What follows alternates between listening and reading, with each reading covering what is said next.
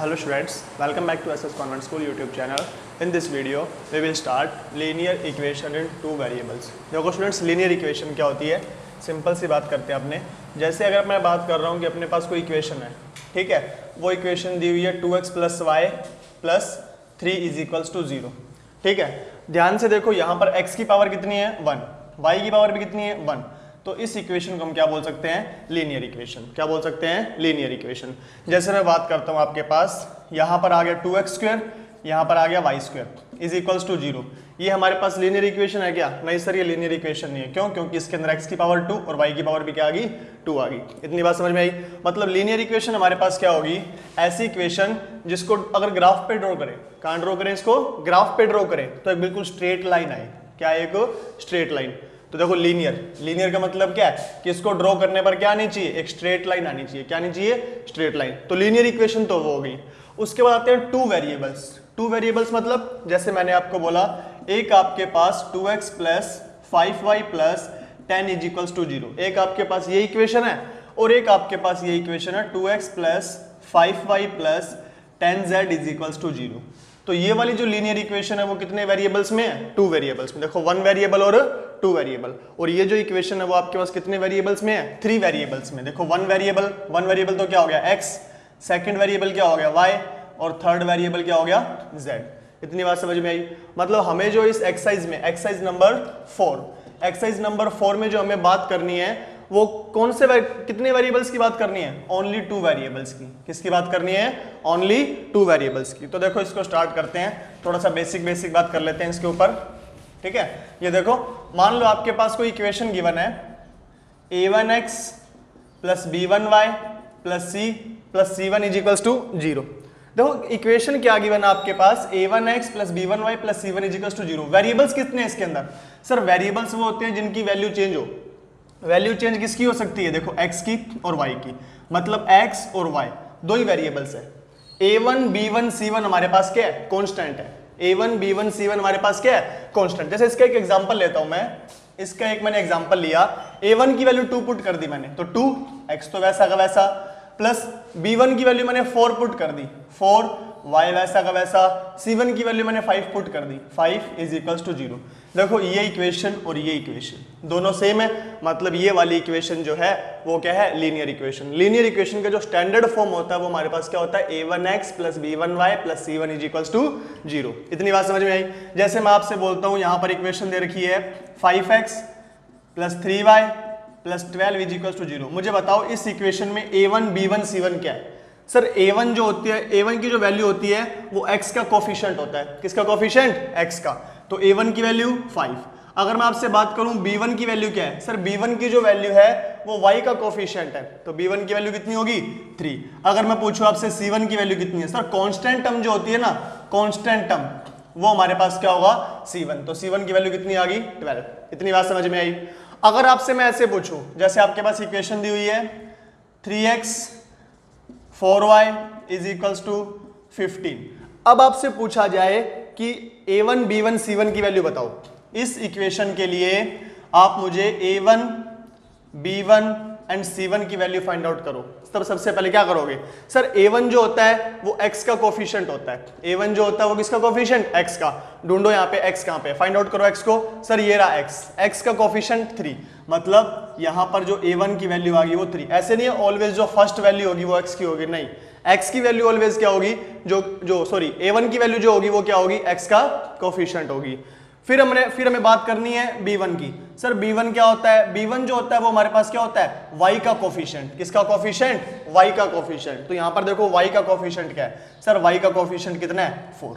ये भी आ गई। अब प्रॉब्लम आ रही है c1 की। सर, c1 तो यहाँ पे है ही नहीं, तो यहाँ पर देखो 15 है ना, इसको इधर ले आओ। क्या इस इक्वेशन को मैं ऐसे लिख सकता हूँ क्या?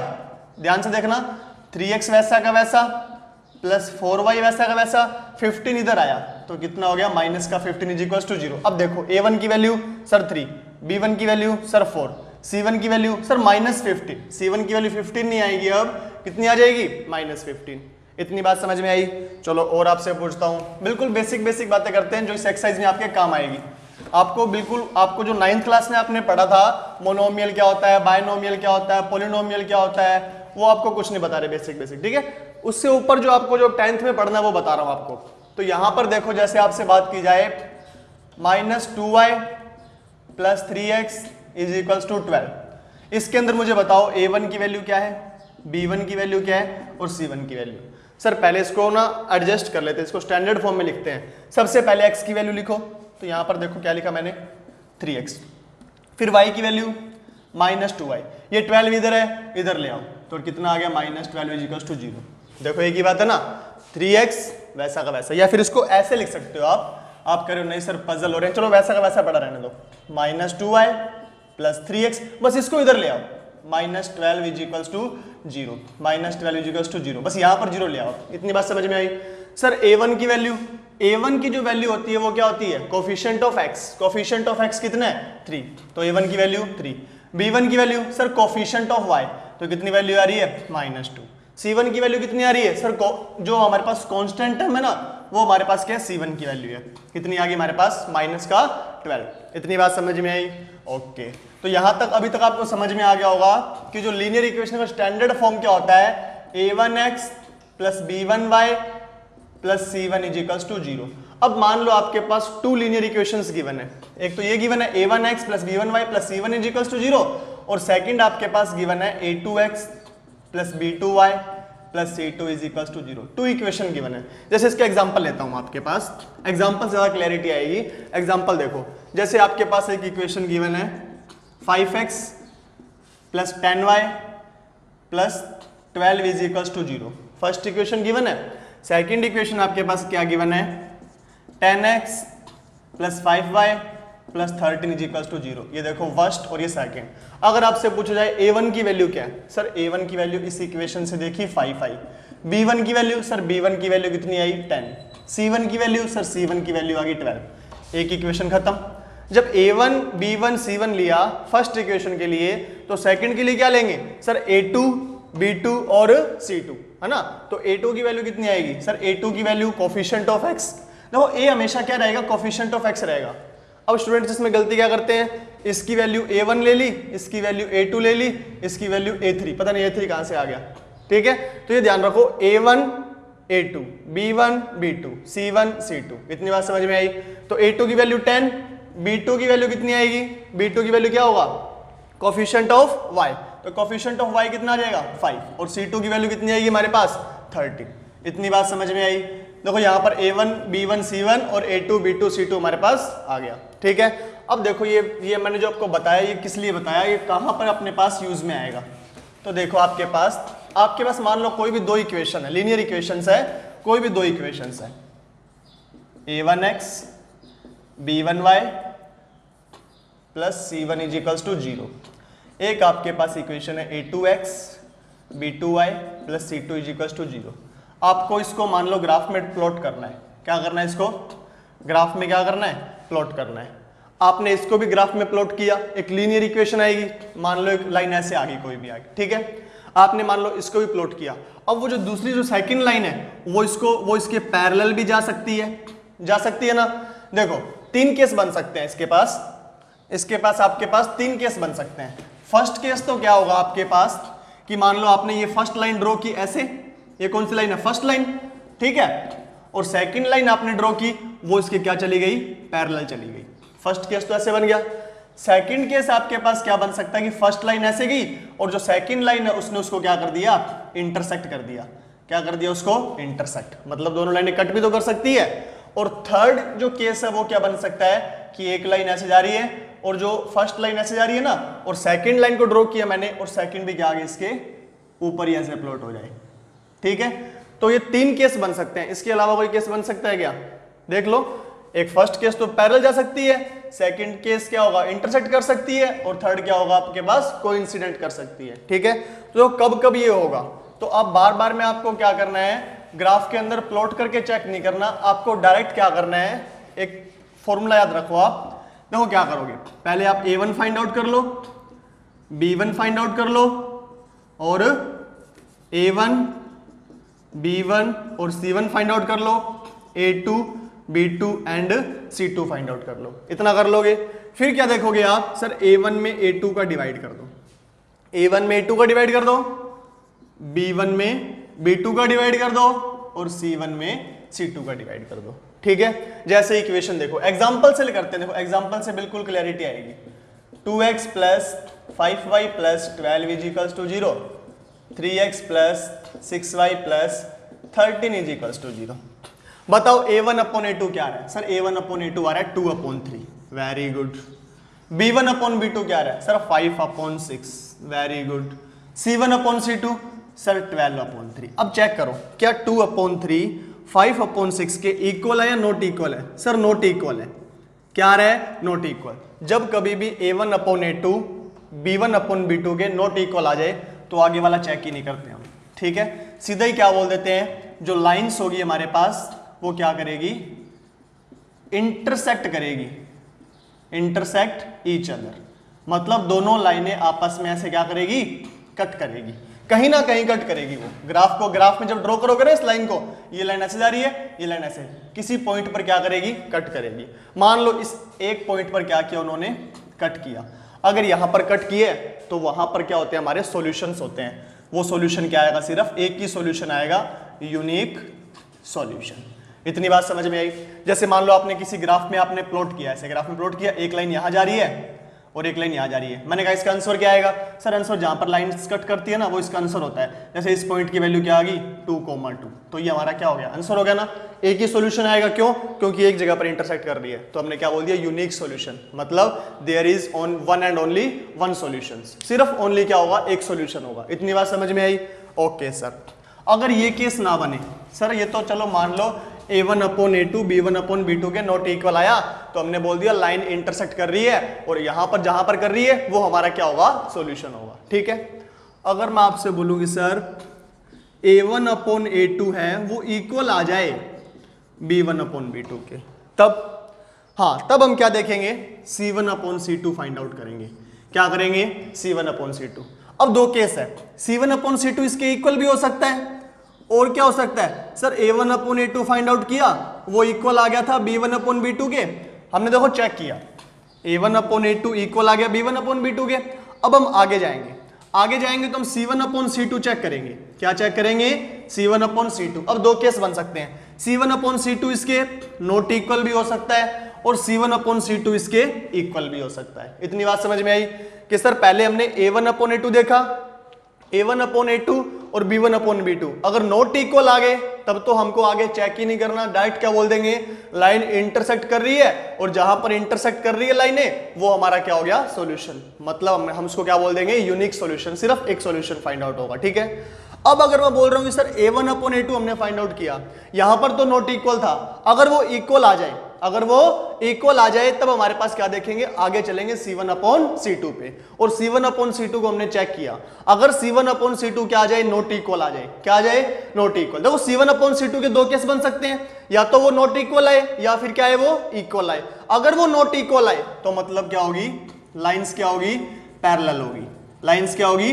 Parallel to each other. Lines क्या होगी? Parallel to each other. मतलब एक लाइन अगर ऐसे जा रही है ना तो दूसरी लाइन भी ऐसे जाएगी, दोनों लाइनें क्या जाएगी? पैरेलल जाएगी। अब दोनों लाइंस पैरेलल जा रही है, क्या कहीं पर कट कर रही है क्या? सर आगे से आगे ऐसे ऐसे ऐसे ऐसे चलती रहेगी, कहीं पर कट ही नहीं करेगी। जब लाइंस कट ही नहीं कर रही तो सॉल्यूशन कैसे निकालेंगे? तो क्या लिख देंगे हम? No solution. क्या लिख देंगे? No solutions. ठीक है, ऐसे। इतनी बात समझ में आई? इतनी बात समझ में आई? दोबारा देख लो क्या बोला मैंने। देखो सबसे पहले क्या है कि अगर a1 upon a2 not equal आ जाए किसके?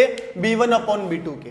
a1 अपॉन a2 या तो देखो या तो नॉट इक्वल आएगा या फिर इक्वल आएगा। अगर नॉट इक्वल आया तो आगे हमें कुछ चेक नहीं करना, डायरेक्ट क्या बोल देंगे?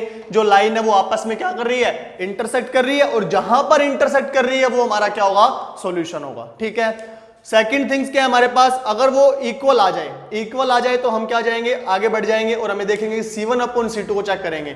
अगर c1 upon c2 not equal है, अगर c1 upon c2 not equal है, तब तो हम क्या कर देंगे कि लाइन क्या आ रही है? पैरेलल आ रही है ईच अदर। अब लाइन पैरेलल जा रही है, क्या कहीं पर ये कट कर रही है? क्या आगे बढ़ाया? नहीं कट कर रही। पीछे एक्सटेंड किया? नहीं कट कर रही। मतलब कहीं पर भी कट नहीं कर रही, मतलब कोई भी सॉल्यूशन नहीं है। इतनी बात समझ में आई? अब अगर मैं बात करता हूं कि सर आपने बात की a1 upon a2 not equal आए b1 अपॉन b2 के, लाइन इंटरसेक्ट होगी, फिर सेकंड में आया कि सर a1 अपॉन a2 मान लो इक्वल आ गया इसके, तब हमने क्या किया, c1 upon c2 find out किया। अब c1 अपॉन c2 के दो केस बनते हैं, या तो वो नॉट इक्वल या इक्वल। सर नॉट इक्वल आया तो लाइन पैरेलल होगी, अगर वो इक्वल आ गया तो देखो तीनों ही इक्वल आ गए, क्या आ गए, तीनों इक्वल, मतलब लाइन क्या करेगी, को इंसिडेंट करेगी। लाइन क्या करेगी, coincident to each other. Sir coincident मतलब एक लाइन ड्रॉ की, उसी के ऊपर दूसरी लाइन ऐसे जाएगी, जैसे लाइन जा रही है ना ये, उसी के ऊपर जाएगी ये लाइन। सर हाँ ये तो समझ में आ गया, मतलब एक लाइन के ऊपर ही दूसरी लाइन। सर जहां पर लाइंस कट करती है वो सॉल्यूशन होता है, यहां पर लाइन ने एक जगह कट किया तो एक सॉल्यूशन, मतलब यूनिक सॉल्यूशन। यहां पर लाइन ने कट ही नहीं किया, मतलब नो सॉल्यूशन। सर यहां पर तो लाइन एवरीवेयर कट कर रही है, पहले यहां भी कट कर रही है, यहां भी, यहां भी, यहां भी, हर जगह क्या कर रही है सर, वो लाइन कट कर रही है। मतलब इसके सॉल्यूशन क्या होंगे सर, इसके सॉल्यूशन होंगे infinity many solution, infinity many solution. इतनी बात समझ में आई।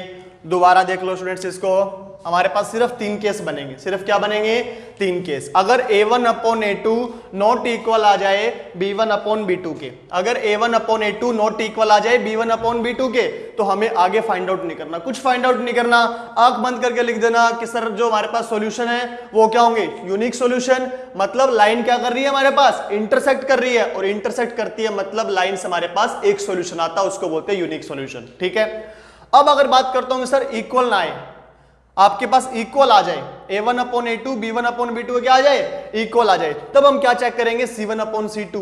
क्या चेक करेंगे, c1 अपॉन c2। और c1 अपॉन c2 के हमारे पास 2 केस बन सकते हैं, या तो वो नॉट इक्वल हो सकता है या फिर वो इक्वल हो सकता है। अगर वो नॉट इक्वल है, अगर वो हमारे पास क्या है, नॉट इक्वल है, तब तो सॉल्यूशंस क्या होंगे हमारे पास, नो सॉल्यूशंस। क्यों, क्योंकि लाइन क्या जा रही है हमारे पास, पैरेलल जा रही है, लाइन क्या जा रही है, पैरेलल। अब जब लाइन पैरेलल जा रही है तो कहीं पे कट कर रही है क्या, सर लाइंस कट ही नहीं कर रही कहीं पे, और कट नहीं कर रही तो सॉल्यूशन भी नहीं होंगे। क्यों, क्योंकि सॉल्यूशन वही होता है जहां पर लाइंस क्या करती है, आपस में इंटरसेक्ट करती है। अब थर्ड के अंदर आए, सर a1 अपॉन a2 देखा, अगर नॉट इक्वल होता तो ये हो जाता।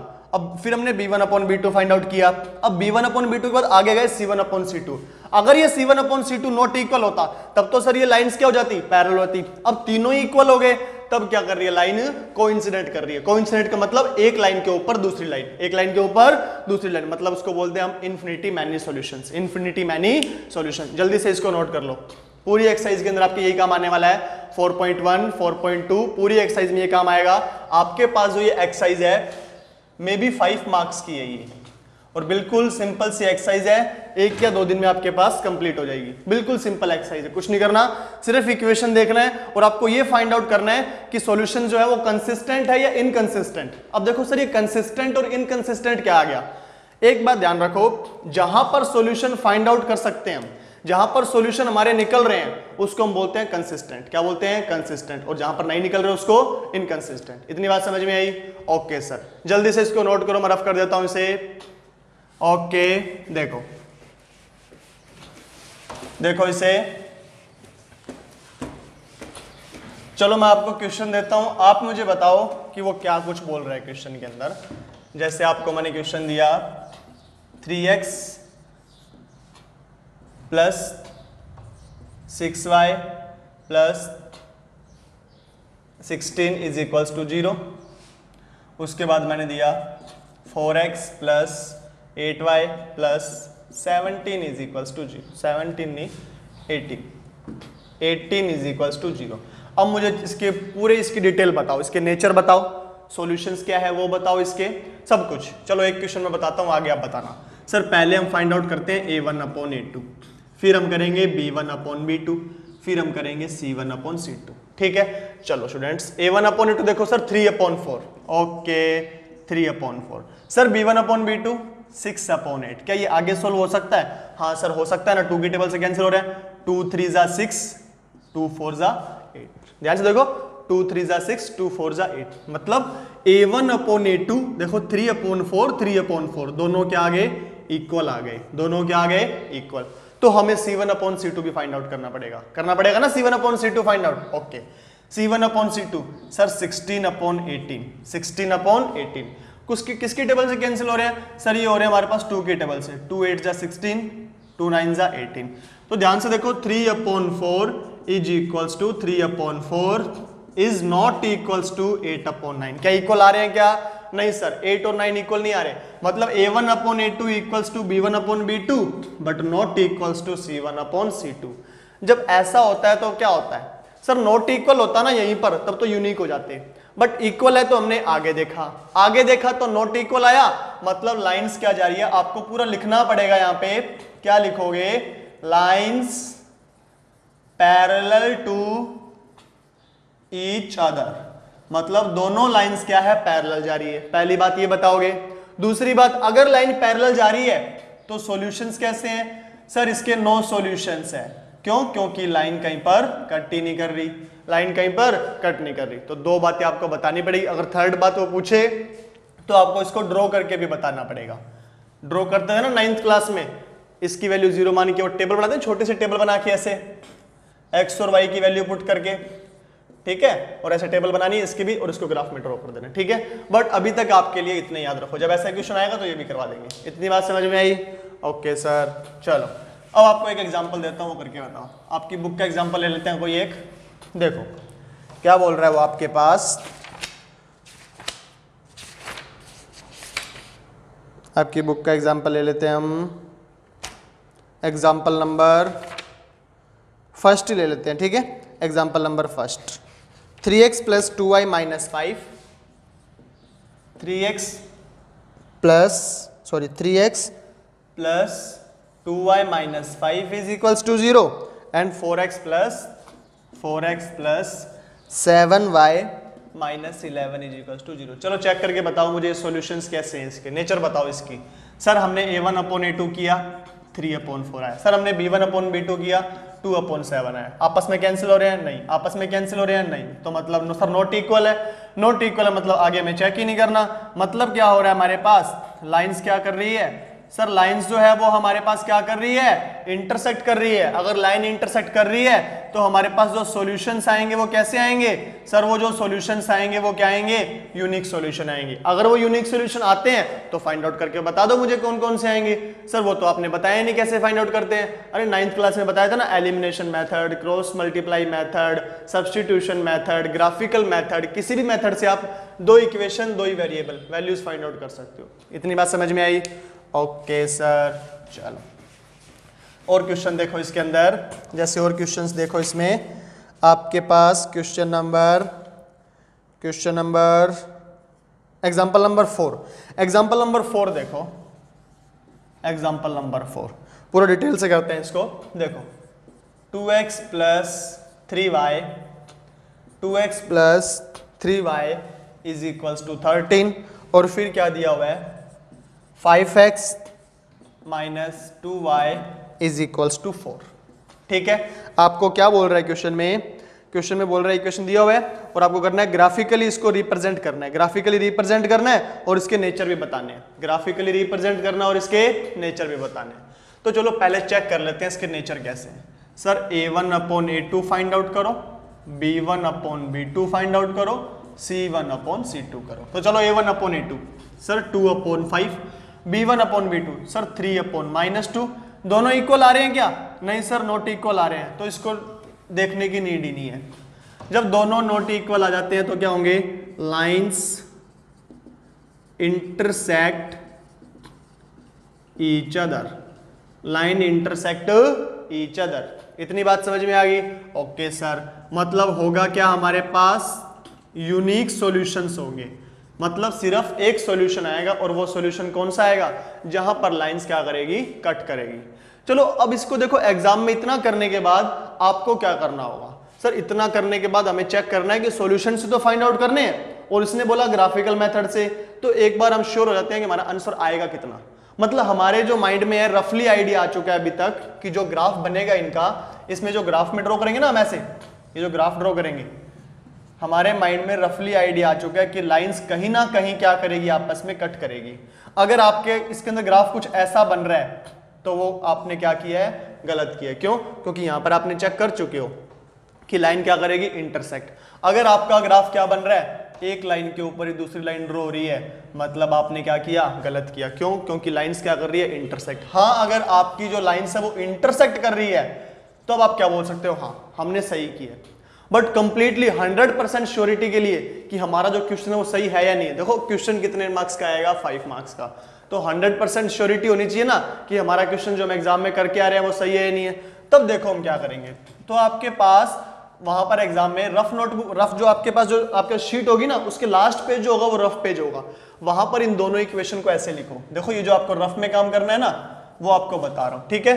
तो यहां पर आप क्या लिखोगे, दोनों equation 2x plus 3y is equals to 13, और फिर क्या लिखोगे 5x minus 2y is equals to 4, और इन इक्वेशन को एलिमिनेशन मेथड से सोल्व करो और x और y की वैल्यू फाइंड आउट करो। देखो इसको मैंने मल्टीप्लाई किया 2 से, ठीक है, या फिर x वाले को इसको मैंने कर दिया मल्टीप्लाई 5 से और इसको मल्टीप्लाई कर दिया 2 से। कोफिशिएंट सेम करने हैं ना, तो ये देखो ये 5 है ना, तो ऊपर मल्टीप्लाई कर दिया, ये 2 है तो नीचे देखो कितना आएगा, 5 2 जा 10x, 5 3 जा 15y, ठीक है, 13 5 जा 65, 13 5 जा 65, ठीक है।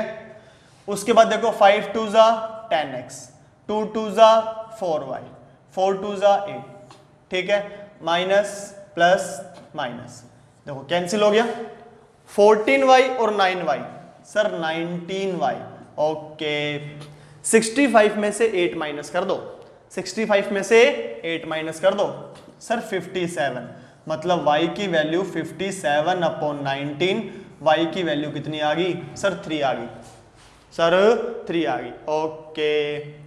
इतनी देखो y की वैल्यू आ गई। अगर y की वैल्यू को या तो इस इक्वेशन में पुट कर दो या इस इक्वेशन में पुट कर दो, तो किसकी वैल्यू आ जाती है, x की। तो क्या होगा 5x माइनस 2, इसमें पुट कर रहा हूं मैं 5x माइनस 2, और y की वैल्यू क्या है 3 is equals to 4, 5x minus 6 is equals to 4, 5x is equals to 10, x की वैल्यू 2। ओहो, मतलब y की वैल्यू भी आ गई और x की भी। हाँ, मतलब यहां पर आपके देखो पहले आपके पास आइडिया, आपने ये तो सारा करना है फेयर के अंदर जहां पे आपका क्वेश्चन चल रहा है। सर ऐसे तो हमको बहुत टाइम लगेगा, तो क्वेश्चन भी तो 5 मार्क्स का है ना, ये भी तो देखो क्वेश्चन भी 5 मार्क्स का है ना। तो यहां पर देखो सबसे पहले आपको ये करोगे, उसके बाद आपको आइडिया होगा कि रफली आइडिया और आपको कि यहां से लाइन इंटरसेक्ट कर रही है। लाइन क्या कर रही है, इंटरसेक्ट। अब आपने बोला सर इंटरसेक्ट कर रही है, तो कौन से पॉइंट पर इंटरसेक्ट कर रही है, वो पॉइंट आपके पास आ चुका है कि वो जो पॉइंट है x की वैल्यू कितनी है 2 और y की वैल्यू कितनी है 3, इस पॉइंट पर वो इंटरसेक्ट करेगी। ओके सर, अब आप आगे करोगे। चलो यहां पर देखो, सबसे पहले इस इक्वेशन को लो, वो आपके पास रफ के अंदर है, इसको नहीं छेड़ना, ये रफ के अंदर है, ठीक है, ये सर रफ में। फेयर वाला आपके पास यहां कर रहा हूं, 2x plus 3y is equals to 13। चलो टेबल बनाओ, इसकी टेबल बनाते हैं इसकी, ये लो x y, ठीक है। ओके, देखो स्टूडेंट्स, x की वैल्यू मैंने 0 पुट की, x की वैल्यू मैंने 0 पुट की, तो y की वैल्यू कितनी आएगी, सर x की वैल्यू 0 पुट की plus 3y is equals to 13, तो y is equals to 13 upon 3। Sir fraction में आ रहा है, किस में आ रहा है, फ्रैक्शन में। जब कभी भी आपके पास ऐसा हो ना, तो एक वैल्यू तो आप यही पुट कर दो, x की वैल्यू 2 पुट कर दो, डायरेक्ट 2 पुट कर दो, क्योंकि आपको पता है आंसर तो वही आएगा, एक वैल्यू तो उठा के वही पुट कर दो। देखो x की वैल्यू 2 पुट करो, 2 पुट की यहाँ पे, 2 2 जा 4 plus 3y is equals to 13, तो देखो 3y is equals to 13 minus 4, तो 3y इज इक्वल्स टू कितना हो जाएगा 9, मतलब y की वैल्यू 9 अपॉन 3 कितना आ गया 3। देखो 2 और 3 आ रहा है, नहीं आ रहा, वही पॉइंट आ रहा है ना, ये देखो ये पॉइंट आ रहा है, x की वैल्यू 2 पुट की, तो y की वैल्यू ऑटोमेटिक कितनी आ रही है 3 आ रही है। अब आपको एक पॉइंट और फाइंड आउट करना है। क्या पॉइंट फाइंड आउट करना है, एक और। तो मैंने क्या किया, y की वैल्यू 1 पुट कर दी। आप किसी की भी वैल्यू पुट कर सकते हो, x की पुट करनी है x की पुट करो, y की पुट करनी है y की पुट करो। मैंने y की वैल्यू क्यों पुट की, मुझे पता है y की वैल्यू 1 पुट करूंगा तो ये 3 बन जाएगा, उधर जाके -3 होगा, यहाँ पर 10 बन जाएगा, और 10 2 से डिवाइड होगा तो 5 आ जाएगा, ठीक है। चलो चेक करता हूं मैं, देखो 2x plus 3y is equal to 13, y की वैल्यू मैंने क्या पुट कर दी 1, तो कितना आ गया 2x plus 3 is equal to 13, 2x is equal to 10, x is equal to 5, मतलब y की वैल्यू 1 पुट करने पर x की वैल्यू कितनी आ गई 5। चलो 2 वैल्यू निकाल लेते हैं, सफिशिएंट है, 2 वैल्यूज हमारे पास सफिशिएंट है। फर्स्ट इक्वेशन के लिए 2 वैल्यूज निकाल ली, ओके। अब ये वाली इक्वेशन ले लो, ठीक है, कौन सी 5x minus 2y is equals to 4। देखो यहां पर क्या ले रहा हूं मैं 5x minus 2y is equals to 4, 5x minus 2y is equals to 4। चलो टेबल बनाओ, इसकी भी सेकंड इक्वेशन है ना, इसकी भी टेबल बनाओ। देखो एक वैल्यू तो आपके पास बिल्कुल इजीली आ जाएगी x और y। कैसे आ जाएगी सर, x की वैल्यू 2 पुट कर देंगे, x की वैल्यू 2 पुट कर देंगे तो y की वैल्यू देखते हैं क्या आ रही है। पुट करो 5x की वैल्यू कितनी पुट करो 2 minus 2y is equals to 4, 5 2 जा 10 minus 2y is equals to 4, minus 2y वैसा का वैसा 4 10 उधर गया माइनस का 10 minus 2y is equals to minus 6, y is equals to कितना आ गया 3, y इज इक्वल्स टू कितना आ गया 3। ओके सर यही तो आ रहा है, देखो 2 और 3। हाँ जी, अब आगे देखो एक वैल्यू और फाइंड आउट करनी है। क्या वैल्यू फाइंड आउट करनी है, एक वैल्यू और फाइंड आउट करनी है। अब क्या करें, अब क्या करें सर, x की वैल्यू 0 पुट कर दूं मैं, x की वैल्यू 0, हाँ कर सकते हो। x की वैल्यू 0 पुट की मैंने तो क्या होगा 5 into 0 minus 2y is equals to 4, 0 minus 2y is equals to 4, तो क्या आ जाएगा y is equals to 4 upon minus 2, y is equals to minus 2। कब आएगा, जब x की वैल्यू आपने क्या पुट की 0 पुट की। ये x की वैल्यू 0 पुट की, y की वैल्यू क्या आ गया -2। अब देखते हैं इसको, ग्राफ में प्लॉट करो इन दोनों को। तो यहां पर देखो ग्राफ प्लॉट कर रहा हूं मैं, देखो इधर ग्राफ प्लॉट करते हैं इसका। x की मैक्सिमम वैल्यू सर 5 तक जा रही है, x की मैक्सिमम वैल्यू। ओके 1 2 3 4 5, ये x और ये x डैश। चलो एक और ले लेते हैं 6। यहां पर देखो -1 -2 -3 -4 -5 -6, ठीक है। y डैश के अंदर देखो students y and y dash, तो y की वैल्यू देखो मैक्सिमम कहां तक जा रही है 3 तक ही जा रही है, बट फिर भी हम 5 तक ले लेते हैं। 1 2 3 4 5 6 -1 -2 -3 -4 -5 -6, ठीक है y डैश। चलो पहले इसको प्लॉट करते हैं। सर इसमें x की वैल्यू 2 है और y की वैल्यू 3 है, मार्कर को यहां रखा, x की वैल्यू प्लस का 2 यहां गए, y की वैल्यू 3 ऊपर आए, ये हमारा पॉइंट आ गया जिसको मैंने नाम दे दिया x की वैल्यू 2 y की वैल्यू 3। इतनी बात समझ में आई। आगे वाली लाइन पे जाओ, x की वैल्यू सर 5 y की वैल्यू 1। चलो पॉइंट मार्कर को यहां पॉइंट करो, x की वैल्यू 5 इस साइड में गए, देखो x की वैल्यू -5 होता तो इधर आते, x की वैल्यू 5 है ना, राइट हैंड साइड में गए, x की वैल्यू 5 y की वैल्यू 1। अब y की वैल्यू 1 अपवर्ड डायरेक्शन में है डाउनवर्ड में, सर अपवर्ड में पॉजिटिव है डाउनवर्ड में नेगेटिव है, पॉजिटिव वैल्यू है तो कहां जाएंगे यहां पर। इतनी बात समझ में आई। ओके सर, इसको पॉइंट को डिनोट करते हैं, x की वैल्यू 5 y की वैल्यू 1। अब ये दो पॉइंट को क्या कर दो, स्केल से मैच कर दो, ऐसे मैच कर दिया और इसके ऊपर इसकी इक्वेशन लिखो। इसकी इक्वेशन कौन सी है 2x प्लस, कौन सी इक्वेशन है 2x plus 3y is equals to 13, ये इक्वेशन लिखोगे इसके ऊपर, लिख दिया इतना।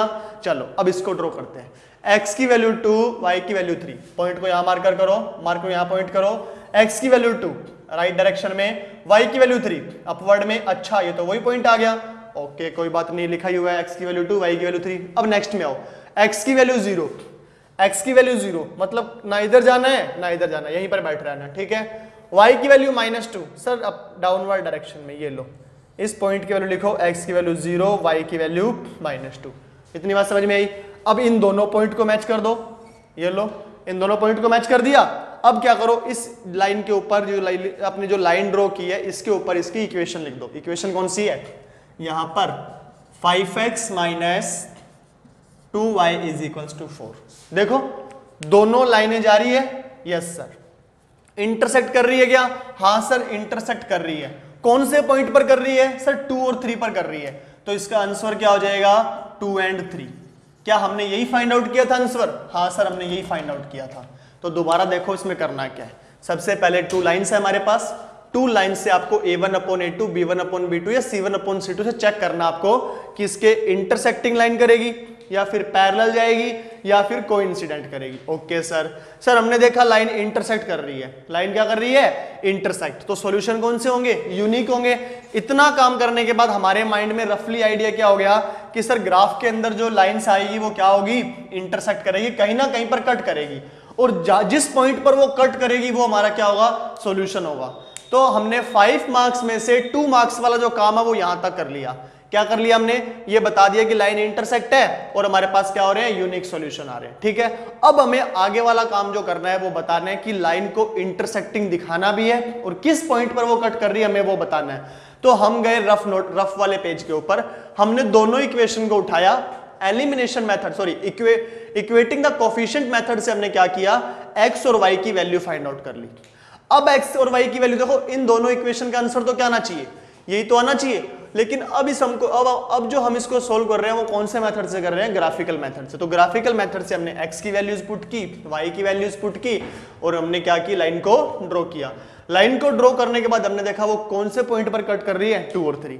अगर ये वाला आंसर और ये वाला आंसर मैच कर जाए, मतलब आप देख लेना कि आपका जो क्वेश्चन आपने किया है वो 100% सही किया है। क्या किया है, 100% सही। मतलब आपको इस क्वेश्चन को करने में 7 to 8 मिनट्स लगेंगे, बट आपको क्या होगा कि 5 मार्क्स की आपको श्योरिटी आ जाएगी कि आप हमारा जो क्वेश्चन था वो 100% सही है। ठीक है, जल्दी से वीडियो को पॉज करो और क्वेश्चन को नोट करो, जल्दी से करो। ओके देखो, जल्दी से करो, जल्दी से हो गया। देखो इतनी बात समझ में आई। चलो एक क्वेश्चन मुझे ऐसा का ऐसा आप खुद से ट्राई करके बताओ। आपको क्वेश्चन देता हूं मैं, वीडियो को पॉज करके खुद से ट्राई करना क्वेश्चन। जैसे आपको मैंने क्वेश्चन दिया,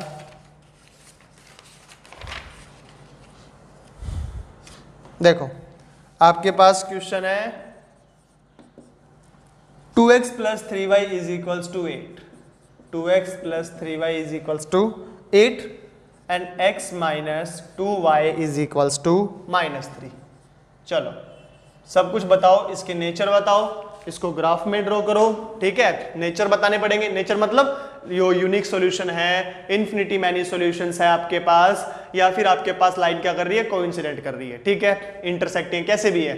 फिर आपको बताने पड़ेंगे कि मतलब आपके पास सॉल्यूशंस कितने आ रहे हैं, 1 सॉल्यूशन आ रहा है, कैसे आ रहा है, लाइन इंटरसेक्ट है, पैरेलल है, कोइंसिडेंट है, 2 चीजें आपको वो बतानी पड़ेगी। उसके बाद आपको क्या बताना है कि इसके सॉल्यूशंस कंसिस्टेंट है या इनकंसिस्टेंट है। ठीक है, 3rd थिंग वो बतानी पड़ेगी। 4th थिंग आपको इसको ग्राफ में ड्रॉ करना है, तो ग्राफ में ड्रॉ करो। जल्दी से वीडियो को पॉज करो और जल्दी करके बताओ मुझे।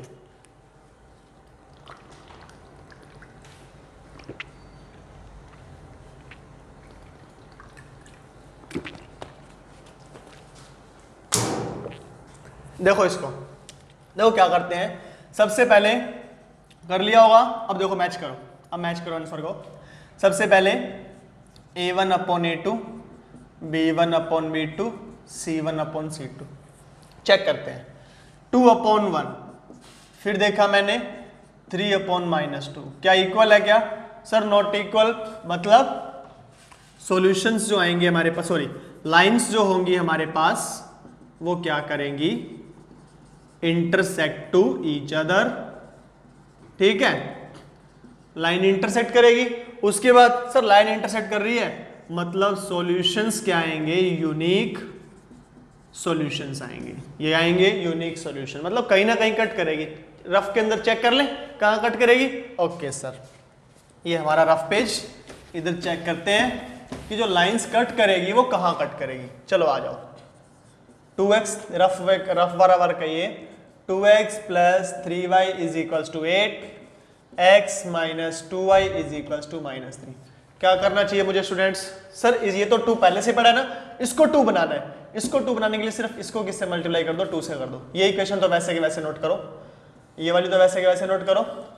2x plus 3y is equals to 8, कितना आ गया, 2x 2 2 जा 4y is equals to 2 3 जा 6। देखो माइनस प्लस प्लस कैंसिल हो गया, 4 और 3 7y, 6 और 8 14, y की वैल्यू 2, y की वैल्यू 2, y की वैल्यू 2 यहाँ पर पुट कर दो, यहाँ पर पुट कर दो। देखो मैं इसमें पुट कर रहा हूँ, x minus 2 into y is equals to -3, x is equals to -3 + 4 x is equals to 1 x is equals to 1। इतनी बात समझ में आई? मतलब हमारा आंसर कितना आना चाहिए, x की वैल्यू 1 y की वैल्यू 2, यही कोई आंसर आना चाहिए हमारा। ठीक है, चलो पहले ये इक्वेशन ली मैंने, कौन सी इक्वेशन ले रहा हूं पहले मैं, 2x + 3y is equals to 8। चलो x और y की वैल्यू फाइंड आउट करता हूं, x और y। ठीक है, अगर y की वैल्यू मैंने 0 पुट की, y की वैल्यू मैंने क्या पुट की, 0 पुट की, ये वाली टर्म देखो 2x प्लस पूरी 0 होगी इज इक्वल्स टू 8, x की वैल्यू क्या आ गई 4, x की वैल्यू क्या आ गई 4। देखो अब अगर मैंने x की वैल्यू 1 पुट की, x की वैल्यू क्या पुट की, पुट तो करना है ना, इसको तो पुट करना ही पड़ेगा, x की वैल्यू 1 पुट की तो 2 × 1 + 3y is equals to 8, 2 + 3y is equals to 8, y is equals to 8 - 2 कितना हो गया 6, 6/3 कितना हो गया 2, x की वैल्यू 1 तो y की वैल्यू 2, 2 वैल्यूज हमारे लिए सफिशिएंट है। ठीक है, चलो सेकंड इक्वेशन लो, ये वाली x माइनस, ऊपर ले लेता हूं मैं, यहां पर देखो x - 2y is equals to -3। चलो यहां पर देखो x एंड y की वैल्यू मैंने, x की वैल्यू 0 ले सकता हूं क्या सर, फ्रैक्शन में आएगा, y की वैल्यू 0 ले सकता हूं क्या, हाँ सर फ्रैक्शन में तो नहीं आएगा। ओके देखो y की वैल्यू मैंने 0 ली तो क्या होगा, x - 2 × 0 is equals to -3, x is equals to -3, x is equals to -3, y की वैल्यू 0 तो x की value -3। Okay second value sir हमारे पास है ना, x की वैल्यू को 1 लेते हैं, x की वैल्यू को 1 लेते हैं, 1 - 2y इज इक्वल्स टू -3 तो कितना आ जाएगा, -2y is equals to -3 - 1 -2y is equals to -4, y is equals to 2। कब, जब x की वैल्यू क्या है 1 है, जब x की वैल्यू क्या है 1 है। ठीक है, अब ग्राफ में प्लॉट कर दो इसको, ये लो ग्राफ में प्लॉट किया, ये लो ग्राफ में प्लॉट करते हैं, ये y dash x x dash. ठीक है, हो गया इतना। चलो x की वैल्यू, x की मैक्सिमम वैल्यू 4 तक जा रही है ना, 1 2 3 4, -1 -2 -3 -4, 1 2 3 4, -1 -2 -3 -4। ठीक है, x की वैल्यू 4, y की वैल्यू 0, ओरिजिन पे रखा, मार्कर को ओरिजिन पे पॉइंट किया, x की वैल्यू 4, राइट साइड में गए, y की वैल्यू 0, यहीं पर रुक गए, ना ऊपर ना नीचे क्योंकि y की वैल्यू 0 है। पॉइंट के कोऑर्डिनेट्स लिख दो यहाँ पे 4 और 0। इतनी बात समझ में आई? ओके सर x की वैल्यू 1, y की वैल्यू 2। ओके, मार्कर को यहाँ पॉइंट किया, x की वैल्यू 1 और y की वैल्यू 2 अपवर्ड डायरेक्शन में, x की वैल्यू 1 y की वैल्यू 2 और लाइन को ऐसे ड्रॉ कर दिया, लाइन को ऐसे ड्रॉ कर दिया। इतनी बात समझ में आ गई? लाइन को ड्रॉ कर दिया और इस लाइन के ऊपर इस लाइन की इक्वेशन लिखो, कौन सी है, यहां पर लिख देता हूं मैं 2x + 3y is equals to 8, 2x + 3y is equals to 8। Okay, उसके बाद देखो x की वैल्यू -3, x की वैल्यू -3 की तरफ आए, y की वैल्यू 0, यहीं पर रुक गए, -3, 0। देन x की वैल्यू 1, x की वैल्यू 1 यहां पर आए, y की वैल्यू 2 ऊपर गए, ये पॉइंट ऐसे डोनेट कर दिया, ये लो कट यहां पर कर दिया इसको मैंने, ये यहां पर, ये लो ऐसे कट हो रहा है। और इसके ऊपर इसकी इक्वेशन लिखो, इक्वेशन कौन सी है, x - 2y is equals to -3। कहां पर कट कर रही है, 1 और 2 पर ही कट कर रही है ना, हाँ सर 1 और 2 पर ही कट कर रही है, मतलब हमारा आंसर सही है, यहाँ पर भी 1/2, यहाँ पर भी 1/2। इतनी बात समझ में आई? वीडियो को पॉज कर लो, क्वेश्चन को नोट करो। ठीक है, चलो आगे देखो, आगे इसकी जितने भी इसके अंदर एग्जाम्पल्स जो गिवन है, 3 या 4 एग्जाम्पल्स हो रहे हैं, वो आप खुद से घर से ट्राई करोगे। नेक्स्ट वीडियो के अंदर अपने एक्सरसाइज नंबर 4.1 नेक्स्ट वीडियो में एक्सरसाइज नंबर 4.1 लेते हैं। Till then stay safe, stay happy.